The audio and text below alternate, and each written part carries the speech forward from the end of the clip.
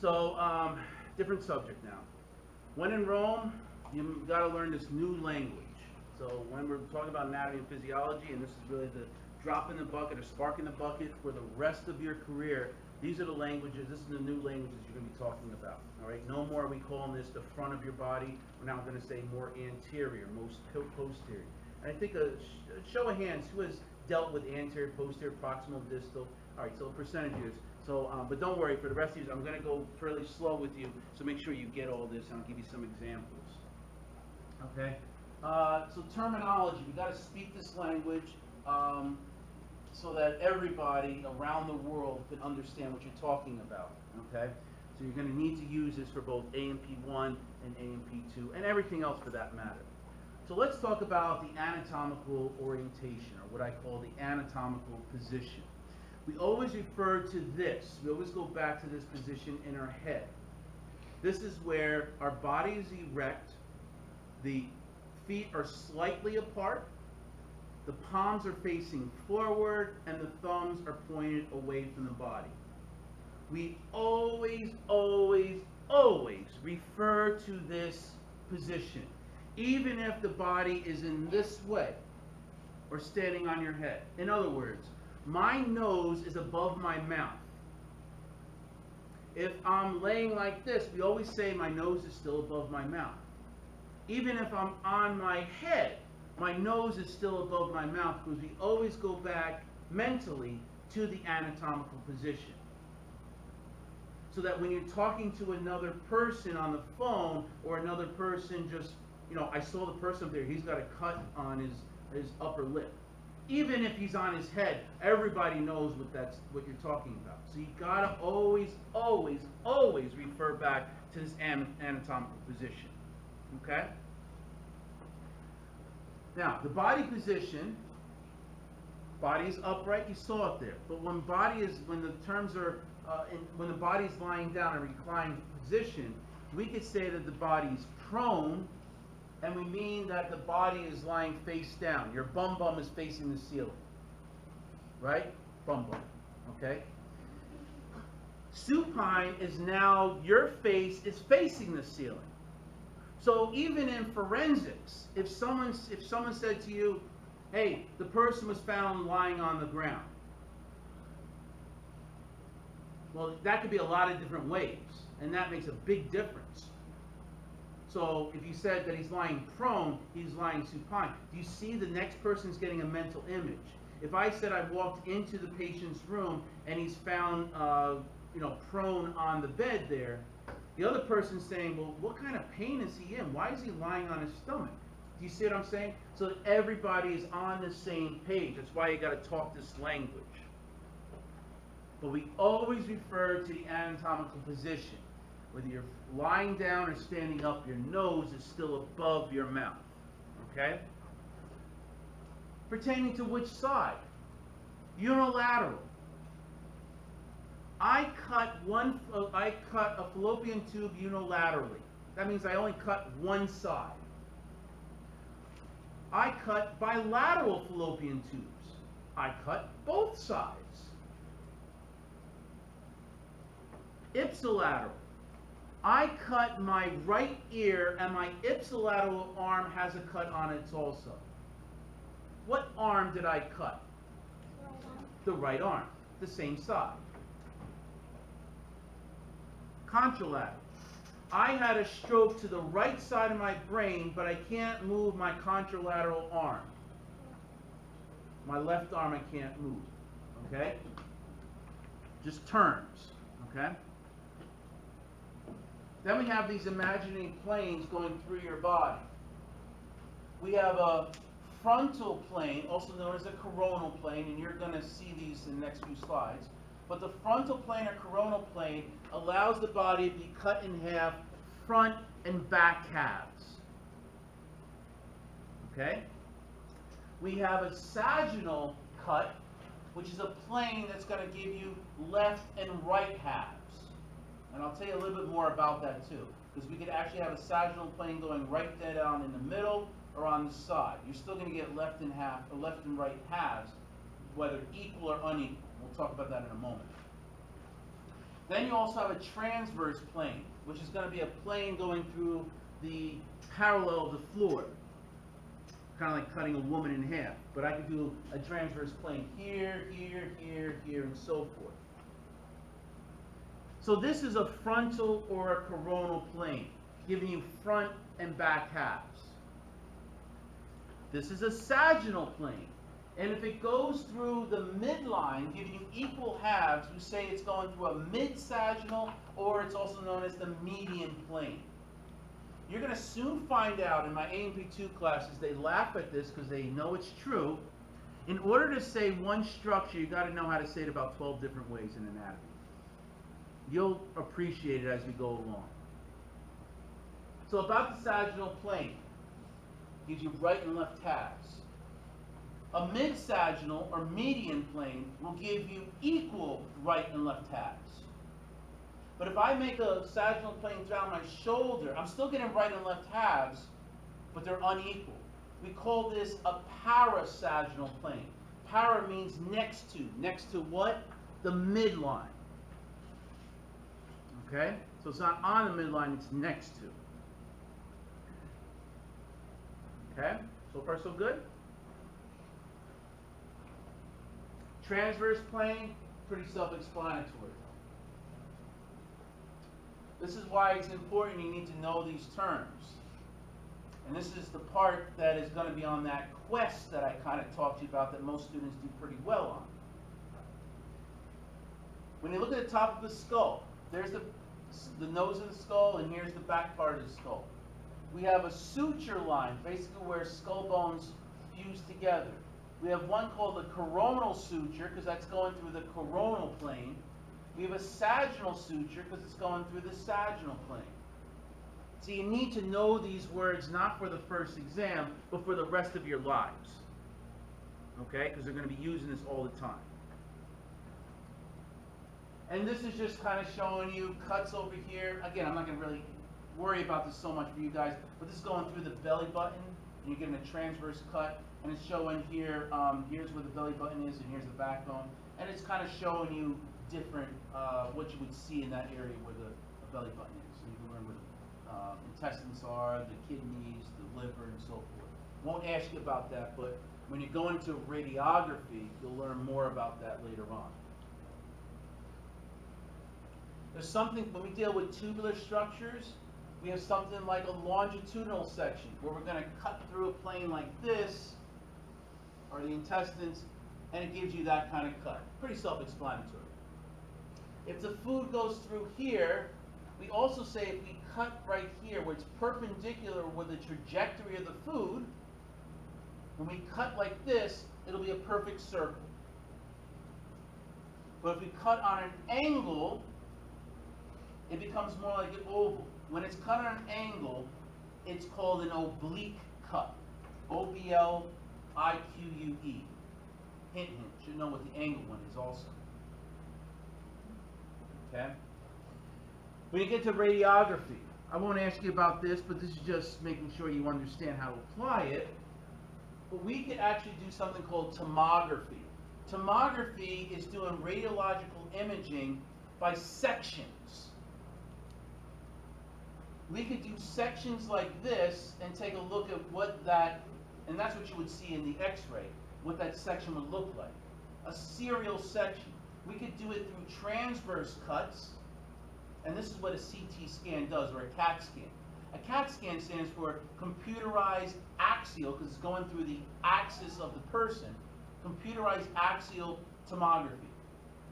So you're going to have these series of cuts. CAT scan can do this. An MRI, magnetic resonance imaging, right, dealing with a big magnet, could give you much different cuts. They could do this kind of cuts, transverse cuts, but they could do sagittal cuts, and they could also do coronal cuts. So you get to see things in a more three-dimensional way. Okay? Questions about that? Again, I won't ask you about that. It's just giving you an idea of, especially people going to radiography, you're going to see that more often. Okay? All right, directional terms. All right? Now, we don't say in front of anymore, we say anterior. Anything going towards the front of the body is anterior. Anything going away from the front of the body is posterior.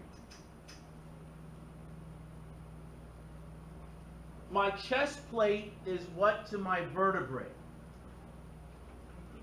Anterior. My heart is what to my spine? Anterior. It's in front of. Good. My heart is what to my chest plate? Posterior. You see how you're using this? Okay? We also have dorsal and ventral. Ventral is going towards the belly. Dorsal is going towards the back. Now, in a human, that's almost the same.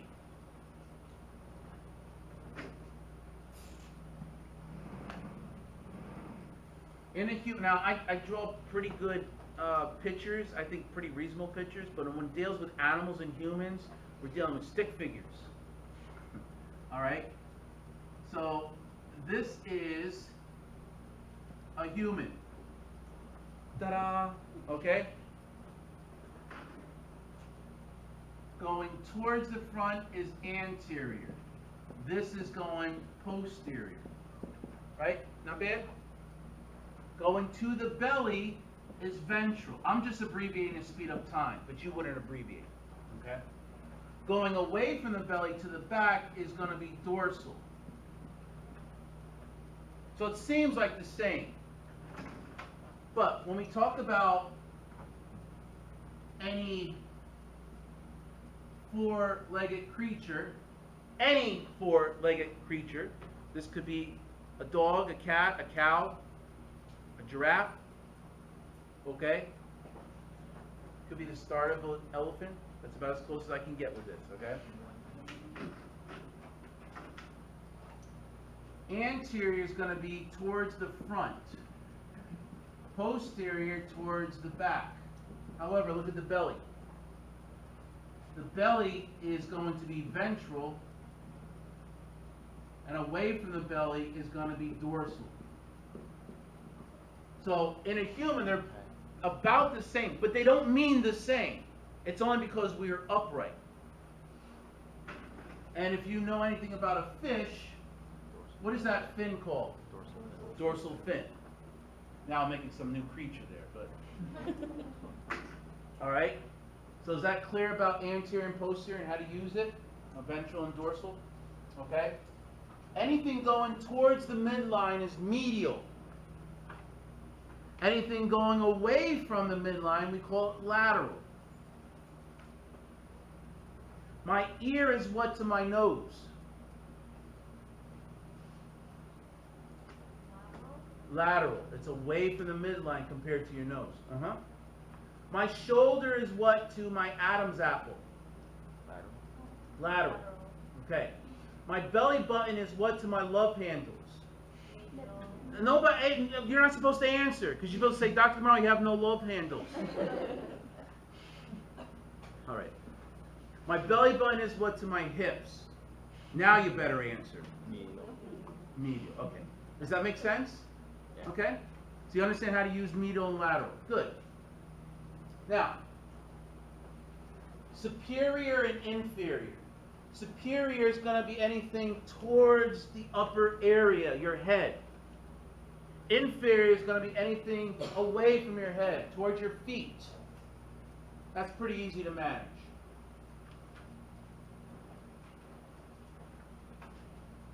We also have two other words here. Cephalodad and caudad, also known as cephalic and caudal, same thing. Cephalic means going towards the head. Caudal means tail.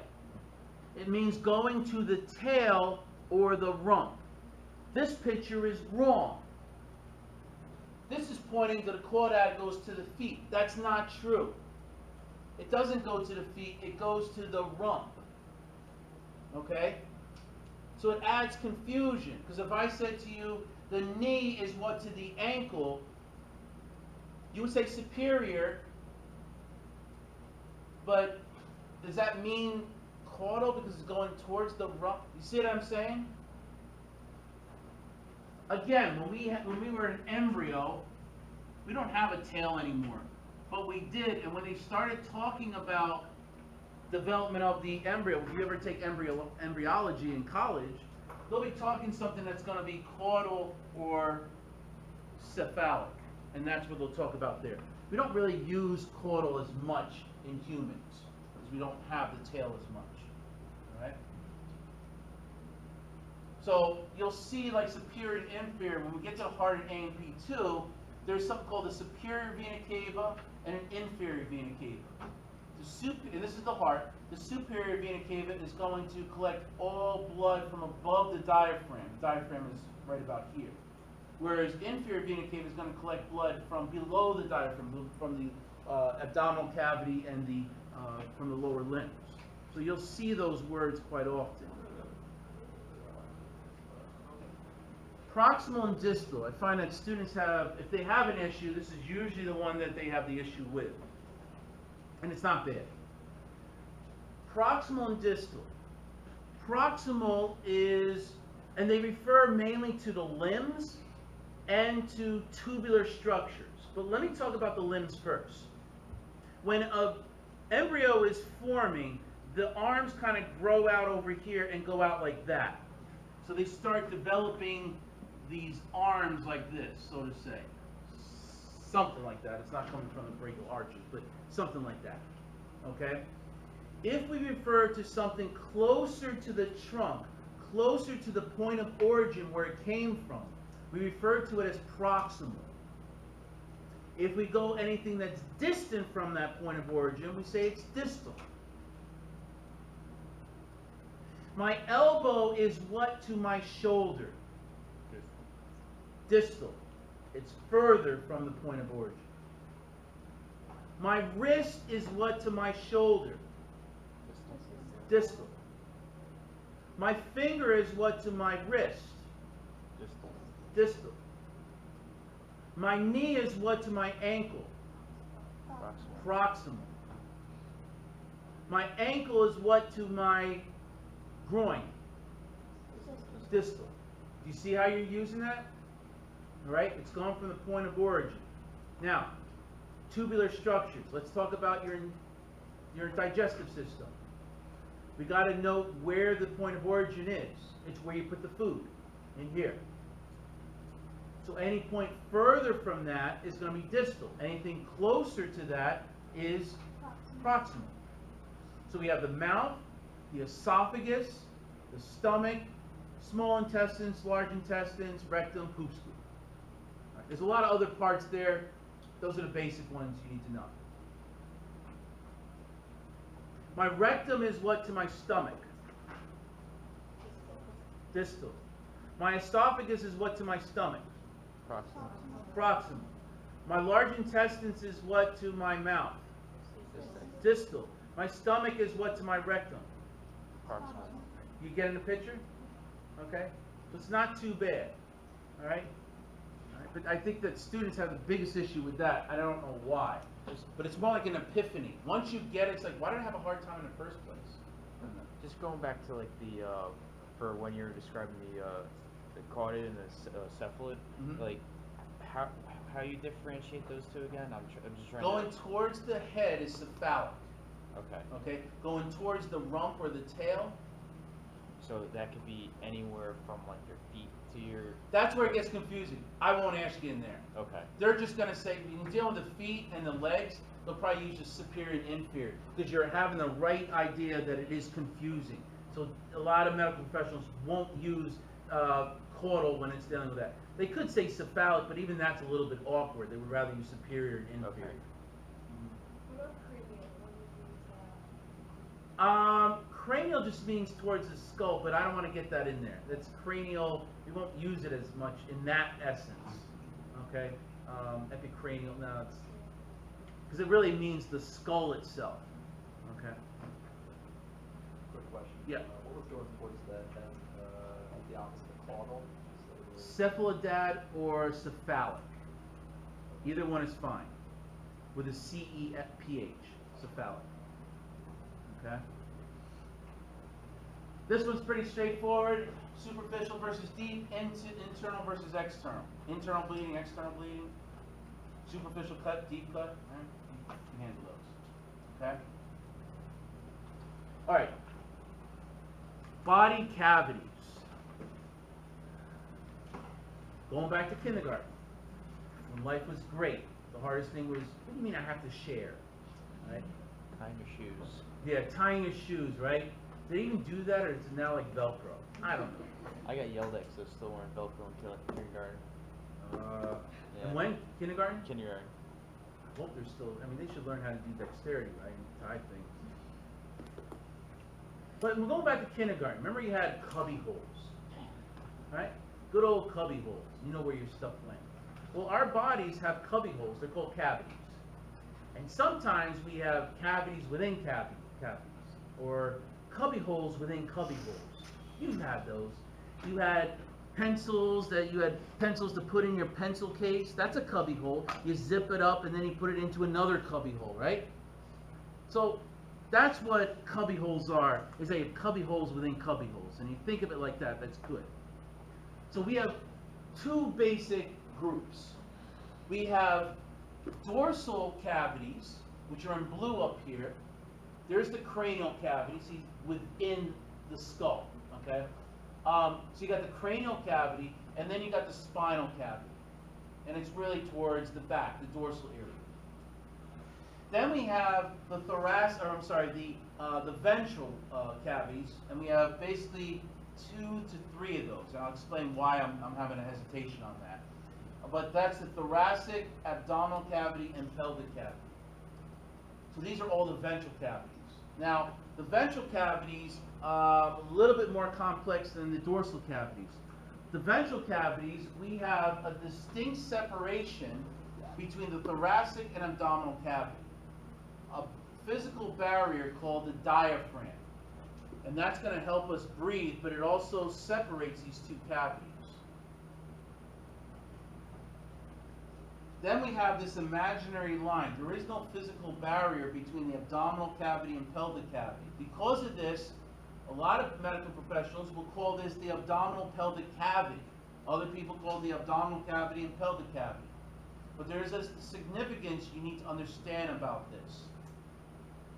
If you have pneumonia, which is an infection of the lungs, and the lungs are located in the thoracic cavity, it's going to be very difficult for that bacteria that caused the pneumonia to go into the abdominal cavity to infest that area and cause liver disease, because you have that physical barrier.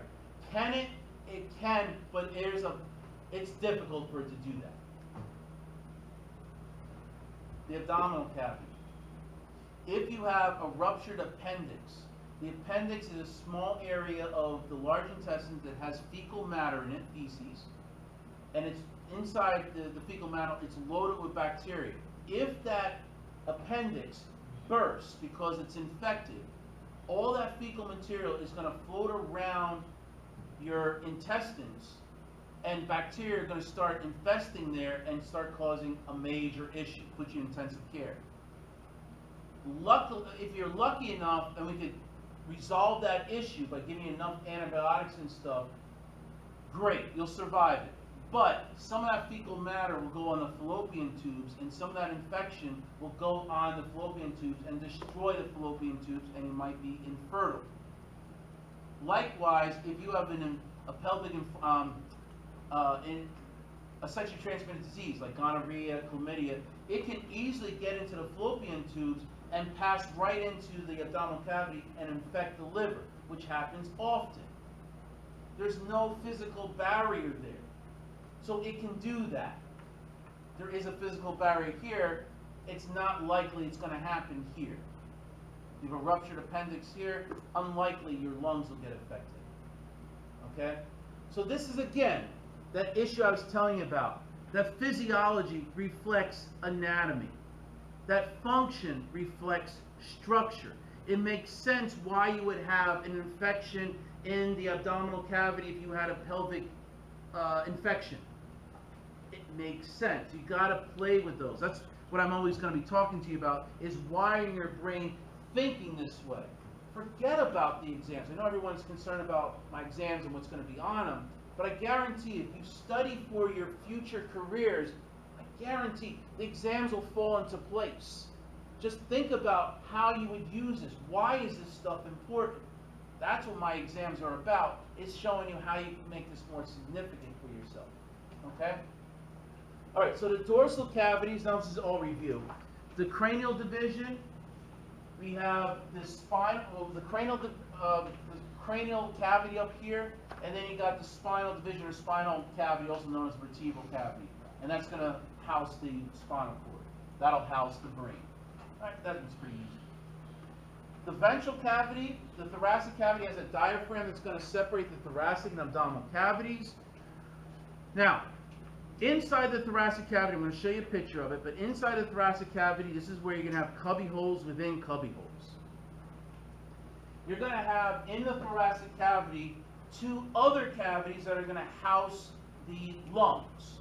Those are called the pleural cavities. Then you're also going to have a space in between the lungs. That space is called the mediastinum. And it's going to house the heart, but there's other things it houses too. The thymus, esophagus, trachea, nerves, blood vessels, all in there. But the heart also has a sac around it specifically, and that's called the pericardial sac, which is really the pericardial cavity. So in the thoracic cavity, you have three other smaller cubby holes. Two pleural cavities, and you also have the pericardial cavity that is going to house the heart, but the pericardial cavity is going to be in an area of space called the mediastinum. The abdominal pelvic cavity, no physical barrier, think infection, okay? Abdominal cavity, it's also known as the peritoneal cavity. If someone has a ruptured appendix and now the feces goes all over there, you're going to have what we call peritonitis, because that's the peritoneal cavity getting infected or inflamed. So you need to know both these terms, okay? The pelvic cavity, space being occupied by the pelvic organs, mainly the reproductive organs, but also the urinary bladder and the rectum. Okay? So this is just another area. Again, this is your thoracic cavity. There's your two pleural cavities in there, and this is going to be your pericardial cavity. This area in between the two pleural cavities, or between the two lungs, is going to be the mediastinum. Okay? Questions so far? All right. This shouldn't be bad. It should be more of a volume amount there, but it's not hard material. It's just there's a lot of anatomy there. Okay? Now, the linings of the cavities. Yes? Real quick, where is the peritoneal cavity exactly? It's the same thing as the abdominal cavity. The abdominal cavity is the same thing as the peritoneal cavity. Same thing. Okay? That's where you're starting to appreciate, to know one structure, you got to know how to say it 12 different ways. Okay? So what I'm saying is, don't just know one or the other, know both of them. But if I ask you what that is, you can say the abdominal cavity, that's fine. But I might talk about the peritoneal cavity. If you don't know what that is, you're going to have issues with the questions. Okay? So you got to know both. I could be talking about the abdominal cavity, but when you get into A&P2, they might call it the peritoneal cavity. And I don't want you to tell that other teacher over there, well, Dr. Kamal never taught it that way. I mean, I showed you both ways. All right? It's up to you doing it that way. All right, now the linings of the cavities. All right? There's two layers. There's something called the parietal layer and the visceral layer. The parietal layer is the part that's going to line the internal surface of the cavities themselves, whereas the visceral layer is going to line the surface of the organs. I'm going to show you a picture and it'll make sense to you. These two linings are actually connected to each other. Now we have mucous membranes, and mucous membranes are going to produce mucus fluid, a thick kind of mucus. This is located in cavities that are exposed to the outside environment. Okay? They are produced by both layers, the visceral and parietal layer, and the mucus is used in respiration to kind of collect particles. So the lining of your trachea, the windpipe, since that's exposed to the outside world, the lining of it, you breathe in, all that outside air is going to hit this area, and the respiratory tract is going to produce mucus to try and collect any dust particles, any bacteria to help collect it, and then you got cilia, a little finger-like projection, kind of pushes it up and causes the cough reflex to cough it out. We also have mucus inside your intestines and stomach and your digestive system to help put that mucus into the food that you're eating, and it helps use as a lubrication to push the food forward. The food came from the outside world, so these are areas that are exposed to the outside world. We also have serous membranes, and serous means water, not mucus. So we have this watery fluid. This fluid will be found in cavities that are not exposed to the outside world. So if you have intestines, the inside of the intestines will have mucous membranes, but on the outside of the intestines will actually have watery or aqueous or serous membranes. And what will happen over here is produced by both layers, and it's going to reduce friction, so that you have this watery secretion on the outside of your intestines. And when you have 23 feet of small intestines, it has to ride on each other like this. And if there was no fluid there, it would be like two balloons trying to rub against each other. You have a lot of friction. But when you have fluid around there, this watery fluid, it can slide around here, allowing the food to move from one part to the other. Does that make sense? Right? Okay. So the visceral and parietal layers are continuous. They're connected to each other. They're separated by a fluid-filled cavity. And this fluid-filled cavity, very little fluid is in here, and I'll show you what this is. But it's a potential space, and it can be occupied by other things that can compromise function. Excessive amount of fluid, blood, air, tumor, and so forth. So let me show you what I mean by this. The best way I could explain it to you is putting your fist into a balloon like this. When you put the fist here, the fist itself is the heart, is the organ. There's going to be a layer of latex on the organ. That's the visceral layer. And then there's going to be a layer that's going to be outside on the wall of that sac. That's the parietal layer. So you have the visceral layer and parietal layer. They are connected. And this is an exaggerated thing because usually the visceral and parietal layer are touching each other. So now you have this potential space. This is, like I said, it's exaggerated. It's really touching each other. And you have this potential space. Now, as this hand starts to open, like your heart is going to fill up with blood, when it starts to open, it's going to have a hard time because this latex is going to ride against this latex, and you got a lot of friction going on. It's going to be difficult to open up your hands. Does that make sense? But if we put a few drops of water in here, now it's going to be able to slide and reduce that friction. Does that make sense? Okay? You don't want a lot in there. You just need some in there to allow it to slide onto each other, to allow the heart to expand and contract. Okay? But you could have other things in there that shouldn't belong there. It's a potential space for other things. If this fills up with blood, it's going to press further and further against the heart, and the heart's going to have problems opening. Okay? This is still exaggerated because there shouldn't be that space there, but it gives you more of a schematic view if we put a heart there.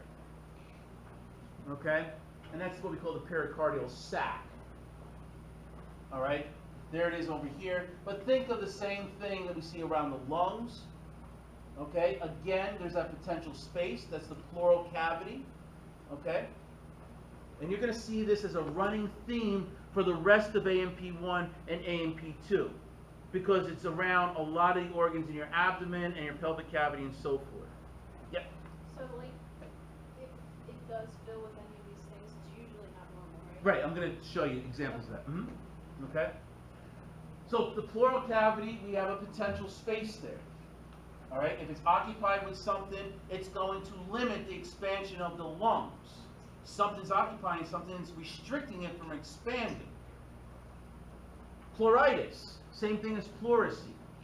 This is basically the pleural cavity. The pleural membranes are getting inflamed. They're getting thicker for whatever reason. It could be due to pneumonia, trauma, cancer, can do this. And they have this, what we call pleural pain. When they take a breath in, inhalate, you're going to rub against those two layers and it's going to hurt when you inhale. So they have this, what we call pleural pain. They also have this pleural friction rub. When they take in a deep breath, when a doctor or a medical professional listens to it, it's called a pleural friction rub. What it sounds like, and I could say it to you guys, I can't really say it to people in Hawaii, but I'll explain why, and I think you'll understand why. It sounds like you're stepping in snow. Okay? You know how like you step in snow? Vroom, vroom, vroom. You know, like that kind of sound? I think you guys know what I'm talking about. Yeah. All right? If you've never seen snow before, you're going to have a hard time to understand this. Okay? But you won't shortly if you're going to stay here in the winter, because we get some bad ones. Although last winter wasn't so bad. But that's what it sounds like. So when they take in a deep breath, you could actually hear vroom, vroom, vroom. Not up here in the